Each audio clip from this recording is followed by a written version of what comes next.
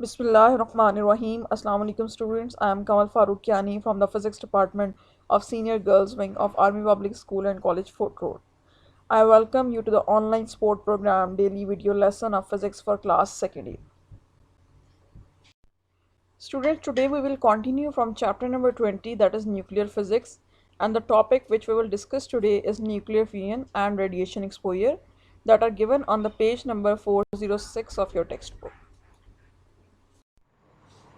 Student, inshallah, at the end of the lecture, you will be able to explain nuclear fusion and also able to state the necessary condition for the nuclear fusion and able to describe the exposure of radiation. Okay, let's start from the nuclear fusion. Fusion is the combining of two smaller nuclei to create a larger one. This can only happen if the nuclei have enough energy to overcome the electrostatic repulsion between their protons so that they can get close enough to be attracted by the strong nuclear force. Nuclear fusion is the process that powers the sun and other stars. In the sun core, at the temperature of 15 million degrees centigrade, hydrogen nuclei fuse to form the helium nuclei and releases vast amount of energy that is not possible on the earth. In simple word, you can say that in nuclear fusion, smaller nuclei fuse together to form larger nuclei and energy is released. In this mass energy equation also hold, you can say that E is equal to mc square. Nuclear fusion happens all the time in stars at very high pressure and temperature. These conditions overcome repulsive forces between the nuclei and force them together. In nuclear fusion, the mass of final nucleus is always less than the rest mass of original nucleus. That is because some of the mass is converted into energy. As a result, there is a loss of mass accompanied by the release of energy. Now we have basically in nuclear fusion we have two processes. One is called proton-proton cycle and other one is the carbon cycle.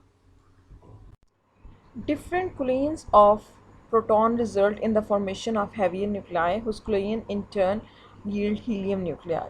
Proton-proton cycle, that is the chain of thermonuclear reaction, that is the chief source of the energy radiated by the sun and other cool main sequence stars. Initial reaction, the initial reaction in the proton-proton cycle is shown in the figure.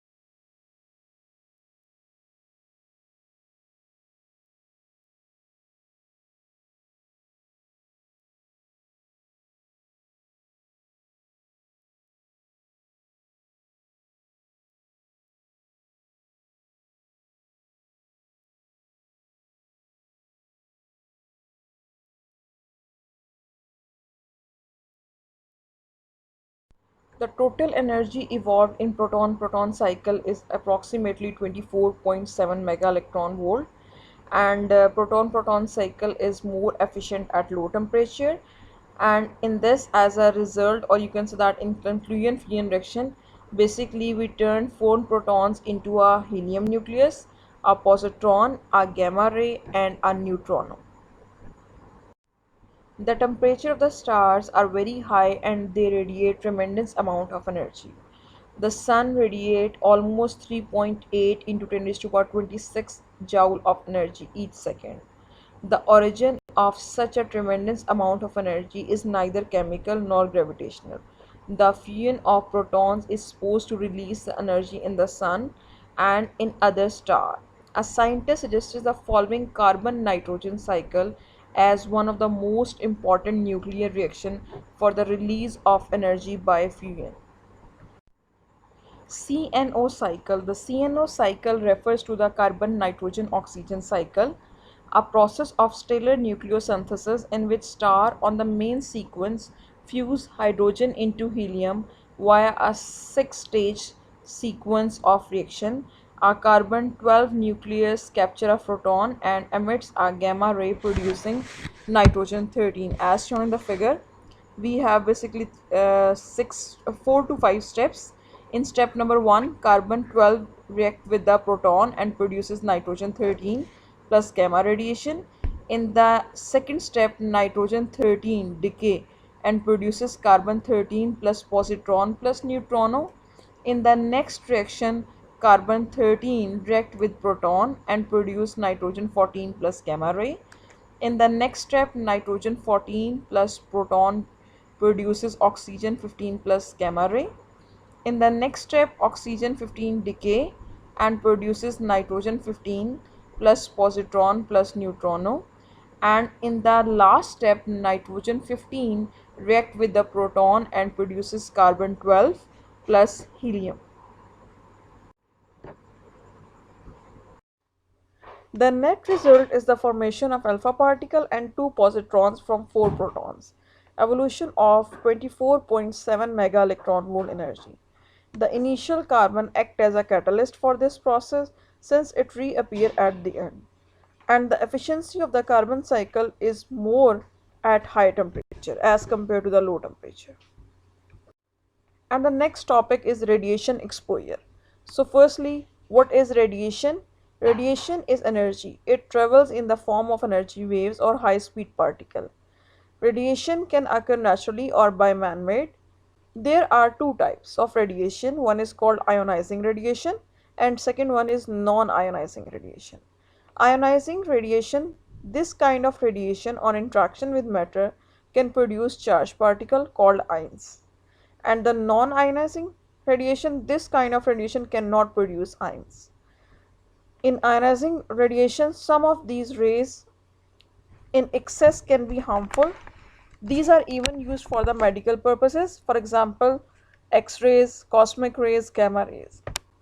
But non-ionizing radiation, these rays are not directly harmful. In fact, our lives depend heavily on these for survival. For example, include infrared waves, radio waves, ultraviolet waves, etc.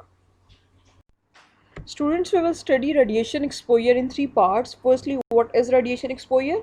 Secondly, what are background radiation? And thirdly, what is cosmic radiation? So firstly, what is radiation exposure? Radiation exposure is a measure of the ionization of the air due to ionizing radiation from photon, that is gamma rays and X-ray, as well as alpha particle and beta particle can also play a part in this radiation exposure. कि हम कह सकते हैं कि हम जिस air में रह रहे हैं इस एयर में या हमारी बॉडी में जो भी आयनाइजिंग रेडिएशन होती हैं वो कितने आयंस प्रोड्यूस करती हैं एयर में, और it can also be defined as the electric charge freed by such radiation in a specific volume of air divided by the mass of that air. कि किसी भी स्पेसिफिक सराउंडिंग में air का कितना वॉल्यूम है और इसमें रेडिएशन के कितने चार्ज फ्री किए गए हैं, कैसे फ्री गई हैं, आयनाइज करके या इलेक्ट्रॉन्स को रिमूव करके, डिवाइडेड बाय दैट मास.